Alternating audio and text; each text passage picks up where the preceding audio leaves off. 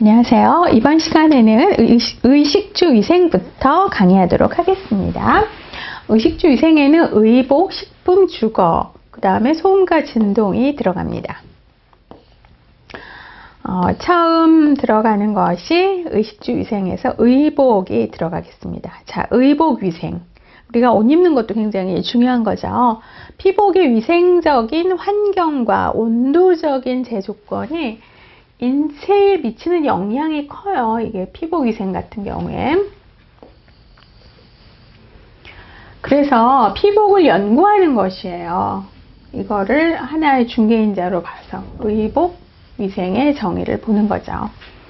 피복 재료의 물리적, 화학적 성질, 이것들로 구성된 피복을 입음으로써 인체 기능에 미치는 영향을 연구하여 건강을 먼저 확보하고요. 또 증진시키고 정신적, 육체적 능력을 최고도로 발휘하기 위한 것으로 이것을 실생활에 적용하는 과학이라고 할 수가 있죠. 그래서 보면은 피복과 의복의 정의를 구체적으로 보면은 피복이라고 하는 것은 한 개의 옷, 양말, 장갑, 옷, 이불 등 인체 보호를 위한 개인적인 것이 이제 피복이고요. 의복이라고 하는 것은 인체의 피부와 의복의 어떤 대외 표면관을 구성하는 공간 전체를 말하는 거죠. 그래서 의복에는 한 벌의 복장을 구성하는 각 피복과 피복 재료 그 자체가 함유한 공기는 물론 피복과 피복 사이의 공기층을 함유한다. 그래서 이 피복이 의복에 속하는 거죠. 의복의 하나의 개념이 피복이라고 할 수가 있습니다. 그렇다면은 우리가 여기에서 이 의복의 기능을 보면은요, 옷을 입는 게 여러 가지 기능이 있어요. 뭐 위험, 뭐 예의 등 여러 가지 조건 때문에도 의복을 착용하는데 위생학적 측면에서 의복의 기능을 보면은요, 체온 조절 기능. 자, 체온 조절 기능이 있고요. 그래서 방한과 방서의 목적으로서 큰 역할을 해주고 신체를 청결하게 해주죠. 그쵸? 그 다음에 신체를 보호해주고 방어를 해주고 활동하는데 불편을 주지 않고 활동의 자유, 그 다음에 사회생활 및 미화와 표식의 이제 의미도 줄 수가 있어요. 그렇다면 이런 그 옷 입을 때의 어떤 갖춰야 할 조건, 기후 조절력이 좋을 것. 우리가 옷을 고를 때요, 물론 어떤 외모상으로도 굉장히 중요하죠. 근데 일단은 기후 조절력이 좋아야 돼요. 옷을 입으면 피부 표면과 직접 공기에 접하는 최외층 피부과의 사이에는 얼마간의 피복층과 공기층이 형성이 돼요. 그래서 이 층은 의복을 겹쳐 입을수록 증가하기 때문에 우리가 추울 때 보면은 두꺼운 옷 하나 입는 것보다 겹쳐 입는 것이 공기층이 많이 형성이 돼서 좋다라고 하죠. 그 다음에 피부면을 청결하게 유지하는 조건이 있어야 돼요. 피부의 외부 오염이 될 수가 있기 때문에 그런 어떤 미생물이나 오염의 침입을 막을 수 있는 그러한 의복이 중요한 거죠. 그 다음에 내부 오염은 각종 땀과 피지 그런 거로 피부에 때가 부착하게 되니까 이런 거를 땀과 피지를 흡착할 수 있고 흡수시킬 수 있는 성질을 가진 어떤 속옷이 중요한 거고요.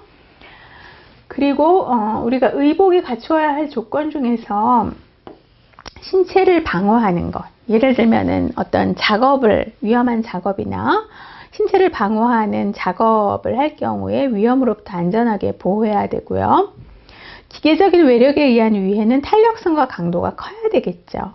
그 다음에 어떤 화학적인 산이나 어떤 알칼리 유해약품에 대해서는 내약품성이 있어야 되고, 또 복사열이나 화기에 대해서는 열 전도성이나 발화성이 있어야 되고, 또 전기적인 위해에 대해서는 절연성이 필요하죠. 그리고 강렬한 일사를 방지하거나 또 곤충 등의 자상을 면할 수 있는 피복도 있어야 된다는 거. 그 다음에 이제 신체 활동이 적당한 것이 가장 좋은 거죠. 자, 피복의 재료를 보면은 자연섬유와 인조섬유로 나눌 수 있고요. 자, 그렇다면은 의복의 위생학적 성질을 이제 한번 들어가 보면은, 자세하게 들어가 보면은요, 먼저 의복의 그 기후 조절에 관련한 성질에서 보면은 비중, 함기성, 통기성, 함기성, 어떤 공기를 이렇게 포함시키는 거, 공기를 내가 이렇게 함유하는 거, 통기는 공기가 어떻게 돼야 돼요? 통해야 되죠. 여름에, 이거는 겨울에 중요한 거고, 통기성은 여름에 중요한 거죠. 그 다음에 보온성, 투과성, 흡습성, 흡수성, 탄력성, 또 어떤 그 내열성, 내화성, 방수성, 오염성, 항균성, 뭐 여러 가지 그런 게 있어요. 그렇다면은 우리가 함기성부터 보면은, 함기성이라고 하는 것은 피복 재료 속의 공기는 미세한 기공이에요. 그래서 의복의 함기량이 많으면 많을수록 열 전도율이 어떻게 된다고요? 떨어져서 보온력이 커진다라는 거, 요거를 알아두셔야 돼요. 함기량이 많으면 많을수록 열 전도율이 적어져서 보온력이 커진다. 여름에 의복의 경도를 높여서 입으면, 그래서 풀먹이거나 여름에 어떤 다림질을 하고 입으면은 함기량이 적어져서 열 전도율이 커지죠. 그쵸? 그래서 시원해진다라는 거. 그래서 함기량은 목면이 70에서 80%, 모직이 90%, 모피가 98%. 모피 입으면 좀 따뜻한 이유가 함기량이 높기 때문에. 마직 같은 경우에는 50%죠. 자, 요렇게 목면 메리아스는 70에서 80% 정도가 될 수가 있어요. 그래서 이거 함기량에 따라서 차이가 두니까 이거에 따라서 이제 계절적인 옷을 입으면 되는 거죠. 계절에 따른 옷을 함기량을 갖고 볼 수 있어요. 자, 그 다음에 통기성을 볼 수가 있는데, 직물의 통기성은 직물의 기공이 대소와 다소로 그 좌우될 뿐만 아니라 직물의 조직이나 두께, 뭐 기공의 형태에 따라서 달라질 수가 있는데, 일반적으로 모직물, 모지품은 통기성이 작은데 면직, 마직, 견직물 등은 비교적 크다. 그렇죠? 두꺼운 피복이나 2매 이상의 직물을 겹친 피복은 통기성이 작아요. 그래서 따뜻하죠. 의복은 의복 내는 고온 고습해져서 땀과 지방 분비물 등의 분해로 악취가 발생하니까 피복 재료는 일반적으로 통기성이 큰 것이 좋으나 외기온이 낮을 때는 통기성이 작은 피복을 최하층에 입도록 하는 것이 좋다. 이게 무슨 말이에요? 통기성이 큰 거는 내복류, 통기성이 작은 거는 이제 어떤 겉옷, 겨울 겉옷 같은 경우, 그걸 얘기를 하는 거죠. 그 다음에 이제 압축성이 있어요. 이거는 피복, 옷의 단위 면적에 대하여 일정한 힘을 가하였을 때 그 부피를 축소시킬 수 있는 성능. 그래서 신축성, 탄력성이라고도 하죠. 신축성과 탄력성. 이게 왜 중요하냐면 동작에 자유를 주면서 각종 충격을 완화해줘요. 모직물이 가장 크고 견직물이 다음이고 면마 화학섬유로 된 직물은 압축성이 적죠. 그래서 모직물 우리가 입고 만약에 겨울에 넘어졌을 때 압축성이 크면은 좀 더 덜 다칠 수가 있고요. 이런 거는 보온성도 크고요. 탄력성도 크고 압축성도 크니까 주름도 지지가 않죠. 그래서 대부분 겨울옷 같은 경우에는 주름이 질 수가 없는 거죠. 주름이 덜 져지죠. 그 다음에 이제 보온성을 보면은 방한 효과는 섬유의 어떤 열 전도율이 크면 안 되니까 전도율 자체보다는 섬유 사이에 함유되어 있는 공기가 큰 역할을 하면서 피복 재료의 열 전도율에 대해서는 함기량이 다소와 반비례 관계에 있기 때문에, 그쵸? 열 전도율과 함기량은 어때요? 반비례 관계가 있는 거죠. 함기량은 서로 반비례. 함기량이 큰 거는 겨울옷에 맞고요. 열 전도율이 큰 것은 속옷이나 여름옷.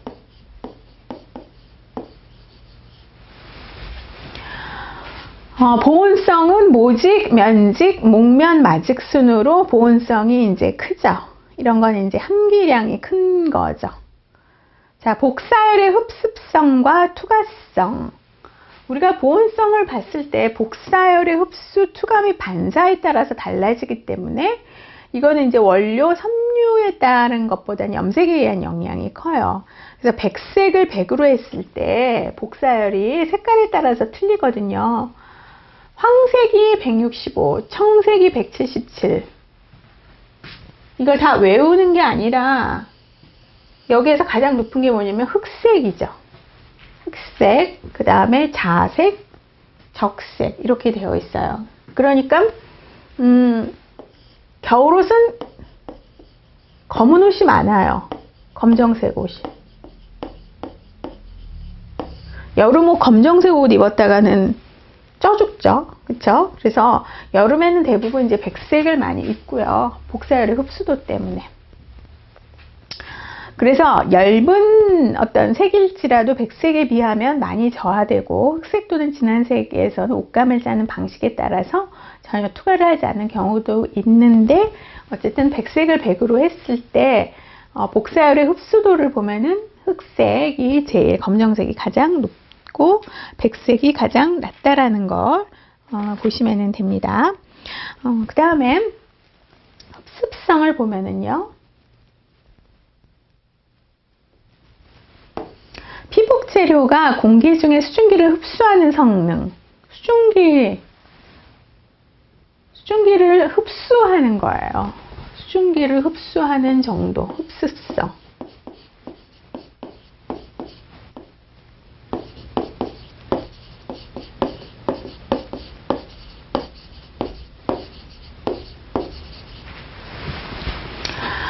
그래서 여기에서 보면은 100%시 순모가 28%, 견직이 17%, 마직과 목면은 12%의 수분을 이제 흡수하게 되는 거죠. 네이나 양말같이 피부에 직접 접할 경우에 적당한 흡습성과 통기성이 있어야 돼요. 네이나 양말같이 피부에 직접 접할 경우에는.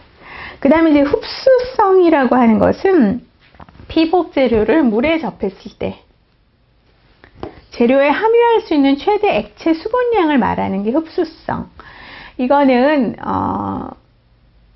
바깥 옷은 흡수성이 적은 것이 좋고 네이는 흡수성이 크며 적당한 속도로 수분은 방산할 수 있는 것이 좋죠. 목면이나 마직은 물에 속히 침륜되나 모피는 물에 담가도 60%의 공기를 가지고 있고 그 다음에 어떤 모포나 모이 플란넬은 85%의 공기를 가지고 있기 때문에 물에 잘 침륜되지 않아요. 흡수성과 흡습성은 좀 다른 측면이에요. 그래서 손수건이나 타월은 목면류를 사용하는 것이 좋고요. 네이는 목면이나 메리아스, 외투나 방한복 같은 경우에는 양모나 견직물이 젖지 않으니까 훨씬 좋죠. 그 다음에 내열성은 열에 대해서 이제 강한 정도를 말하는 건데 가장 약한 게 뭐예요? 화학섬유죠. 우리 다림질 할 때 보면은 금방 변형이 되는 게 화학섬유잖아요. 그 다음에 목면, 마직, 양모의 순으로 강해져요. 양모의 순으로 강해져서 견직이 가장 강하다. 자, 열에 가장 강한 거는 견직이에요.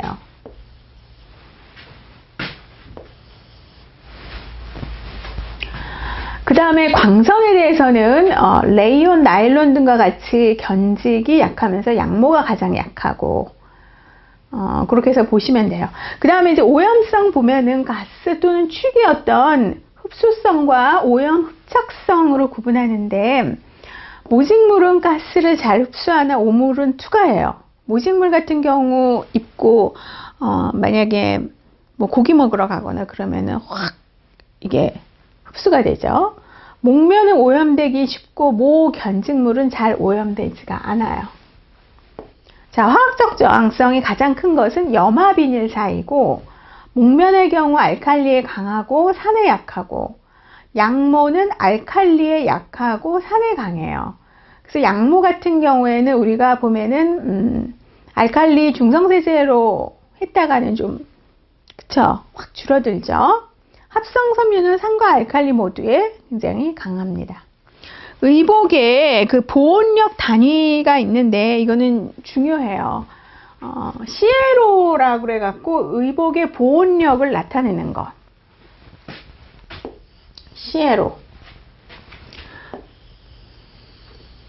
피부 온도가 33.3도씨, 92 파렌히트, 33.3도씨, 섭씨 33.3도가 화씨 92도예요.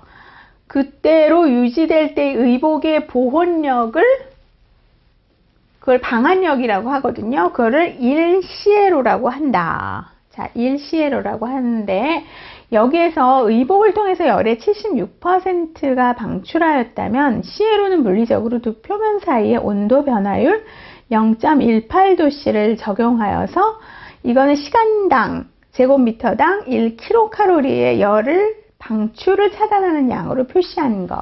그래서 여기서 기억할 건 뭐냐면요.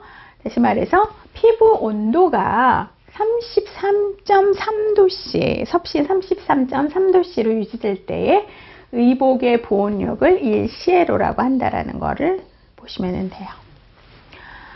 자, 그래서 기온이 8.8도씨씩 섭씨 하강할 때마다 1시에로의 보온력의 피복을 더 입어야 된다라는 것.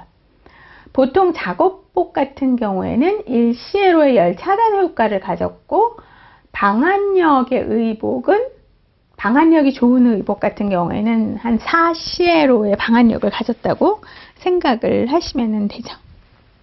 자, 의복 기후의 조절, 의복의 구비 조건 봅시다. 외부로부터 기계적 손상이나 자극을 막아야 되죠. 그 다음에 복사열의 반사가 적어야 되고 매개곤충에 의한 어떤 그 보호를 해야 돼요.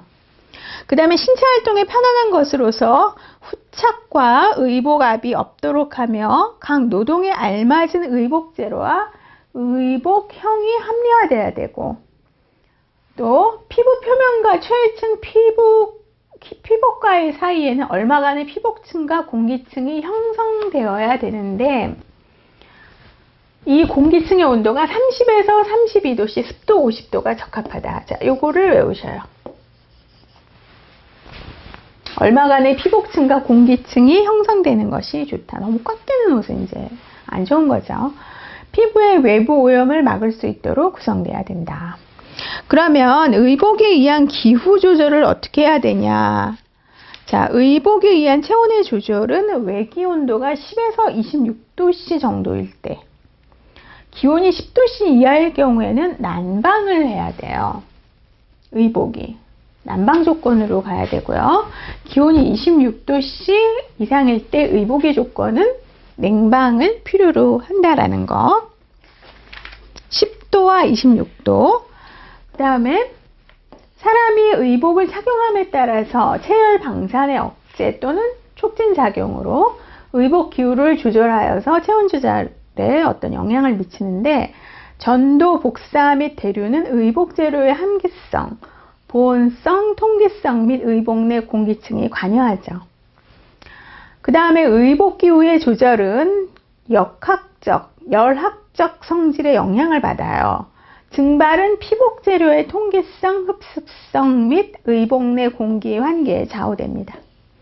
그리고 의복 기후를 보시면은요, 대부분 인체 표면의 80에서 90%는 의복 기후대로 피복되어 있어요. 그래서 어떤 의복 기후의 쾌적함과 부적합함은 복원에 많은 영향을 미치게 되죠. 즉, 의복 기후는요, 쾌적해야 되고 적합해야 돼요. 그래야지 복원학적으로 영향을 미칠 수 없어요. 의복 내 공기층의 기온, 기습, 기후의 평균치는 안정시와 보행시의 차이를 보이게 된다는 거. 운동량에 병행해서 의복 내 기류가 증대되고 기온이 하강하는 의복을 착용하고 운동을 해도 발환하지 않고 작업 능률과 피부 단련에 좋은 영향을 준다. 특히 아동복과 작업복에 있어서 이 점에 중점을 둬야 된다라는 거. 자, 이렇게 해서 한 번 정도 의복 같은 경우에는 읽어보시면 되는 거죠. 자, 의복의 어떤 착용과 건강을 보면은 의복의 압력, 의복 착용 시 무거움감이나 압박감을 느끼게 되면은 혈액순환도 안 돼요. 그래서 우리가 여자들 콜셋 같은 거 입죠. 그러면은 소화장애를 일으킬 수 있고요. 스트레스 장애도 일으킬 수 있어요. 그 다음에 성장 기능과 어떤 생리 기능에 영향을 주고요. 기관의 변이를 초래한다라는 거. 그럼 거기에서 의복 중량을 보면은 의복의 하중은 어깨와 골반부에서 받는 것이 좋죠. 그 다음에 연한 부분과 운동이 활발한 부분에서 하중을 받게 되면은 혈액순환과 호흡곤란, 어떤 신체활동에 불편감이 생길 수가 있다라는 거. 그래서 남성 같은 경우에 하중은 겨울옷은 6에서 7kg, 여성은 5에서 6kg, 여름에는 남성이 3에서 4kg, 여성은 2에서 3kg이면 좋아요. 그리고 겨울철의 경우 의복의 중량은 체중의 10% 이하가 가장 적당하죠. 자, 후차기하, 중차기 이렇게 되어 있는데 후차기화 이거는 뭐냐면은 두꺼운 옷, 중차기는 겹쳐 입는 옷을 말하는 거예요. 그래서 우리가 보면은 과보온 상태, 겹쳐 입는 옷 같은 경우에는 기후 수능력의 발달을 저하시켜서 후차기의 습관 시 한랭에 대한 피부 저항력이 감소되고 전신의 저항력이 약해져 감기 등에 쉽게 걸리게 된다. 그래서 두꺼운 옷을 이제 입게 될 경우에는 그렇다는 거죠. 그 다음에 후차기보다는 겹쳐 입는 옷이 과보온이 더 심해질 수 있다. 요거를 알아두시면 되죠.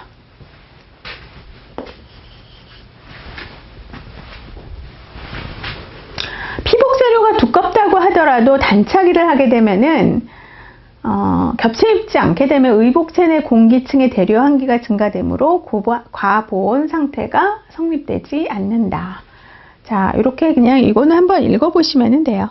자, 의복에 의한 질환 봅시다. 염색 색소 피해. 이런 거는 어떤 색소가 잘못됐을 경우에는 접촉하면 피부염이 일어날 수 있고 피부암의 요인이 될 수가 있죠.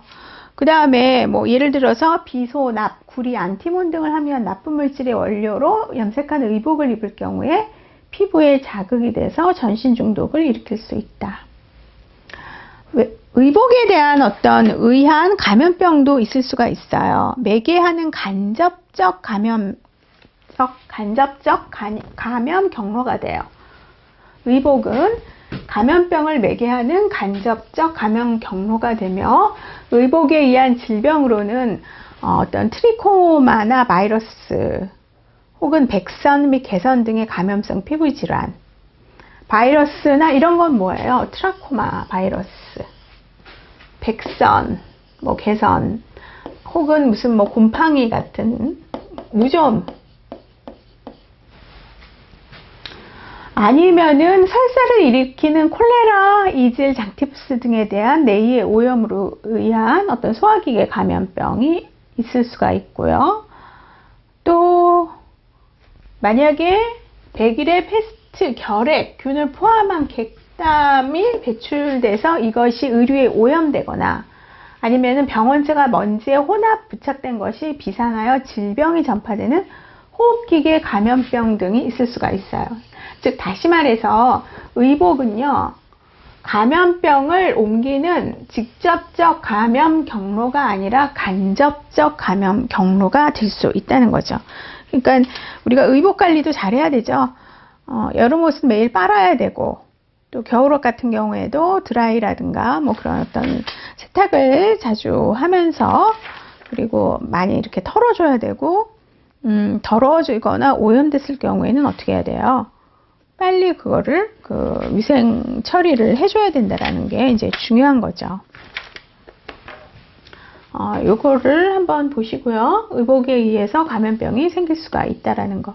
그래서 의복을 소독을 할 때 보면은 일광 소독, 뭐 건조 작용과 자외선 살균 작용에 의한 소독이죠. 가장 간단한 방법. 그 다음에 뭐 면직물 같은 경우에는 삶으면 좋죠. 100도씨에서 한 30분간 자비 소독을 하고, 약물 소독은 뭐 석탄산을 20분 이상 담그거나 혹은 뭐 고압증기 소독 해갖고 121.5도씨에서 20분간 살균하는 게 고압증기 소독, 또 세탁법 등이 있어요. 이런 걸로 소독을 해야 된다. 왜냐? 감염병 등을 일으킬 수 있으므로. 자, 해서 의복위생이 끝났습니다. 그 다음에 이제 식품위생으로 들어가겠습니다. 식품위생이라고 하는 것은 뭐냐면, 먼저 그 개념과 정의를 보면은 음식물에 의해서 직접적으로 발생하는 거예요. 의복은 우리가 간접적이었잖아요. 근데 음식물은 먹으니까 직접적으로 발생하는 여러 가지 건강상의 위해와 음식물과 관련된 식기, 기구, 용기, 포장. 자, 요거를 외워두시고요. 식기, 기구, 용기, 포장도 굉장히 중요한 거죠. 이런 게 간접적인 위해를 일으킬 수 있어요. 그래서 이런 것들을 미연에 방지함으로써 우리의 식생활을 유지하는 것이 식품위생이에요. 그러면은 목적을 보면은 식품위생법이 있는데, 식품으로 인해서 생기는 위생상의 위해를 방지하고, 첫 번째, 식품 영양의 질적 향상을 도모하고, 세 번째, 식품에 관한 올바른 정보를 제공하여 결국은 국민 보건 증진이 목적이죠. 국민 보건 증진의 이바지함을 목적으로 하는 것. 우리나라 식품위생법에 의한 정의를 보면은요, 식품위생, 요거는 잘 외워두셔야 돼요. 우리나라 식품위생법에 의한 정의. 식품, 들어가는 것, 식품 첨가물, 기구 또는 용기, 포장. 그래서 우리가 과자를 생각하면 과자 봉지나 뭐 이렇게 보면은 과자나 뭐 먹을 때 거기에 그 포장, 그쵸? 포장이 잘 되어 있어야 되죠. 그 다음에 그 안에 만약에 떠먹는 용기가 있다. 그것도 어떻게 오염되어 있으면 안 되고요. 그 안에 그 과자에 어떤 그 첨가물이나 기구, 그런 것도 다 봐야 돼요. 그래서 식품 첨가물, 기구 또는 용기, 혹은 포장. 그러니까 1, 2, 기구 또는 용기 3, 4. 이거를 대상으로 하는 음식에 관한 위생이 바로 식품위생이에요. 그래서 다른 것도 중요하지만, 이거하고 2번하고 3번, 특히 3번 같은 경우에는 뭐가 들어가는지, 식품위생에 들어가는 범위, 식품 들어가고 식품 첨가물, 기구 또는 용기, 그 다음에 포장도 들어간다라는 거를 꼭 기억을 하시기를 바랍니다. WHO의 그 환경위생 전문위원회에 의한 정의에서 보면은 식품위생이란 식품의 생육, 생산, 제조에서 최종적으로 사람에게 섭취될 때까지 모든 단계에 있어서 식품의 안전성, 또 건전성, 악화 방지를 위한 어떤 확보하기 위해서, 악화 방지 이런 거를 확보하기 위한 모든 수단을 뜻한다. 자, 최종적으로 섭취될 때까지 식품의 생육, 생산, 제조에서 섭취될 때까지 안전성, 건전성, 악화 방지. 이거는 WHO의 정의예요.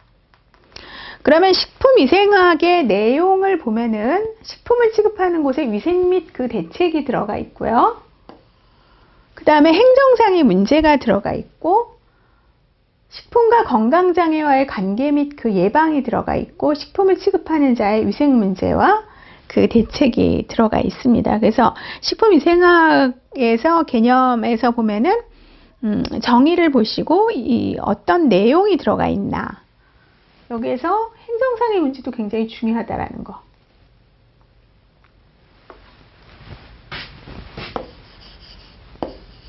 법으로 규정을 많이 해야 되죠. 사람이 직접 먹어서 직접적인 원인이 될 수가 있으니까. 사람의 어떤 보건학적으로 보건에 위해를 줄 수 있으니까 이게 굉장히 행정상의 문제도 식품위생학의 내용에 들어갈 수가 있습니다. 자, 이번 강의는 여기서 마치겠습니다.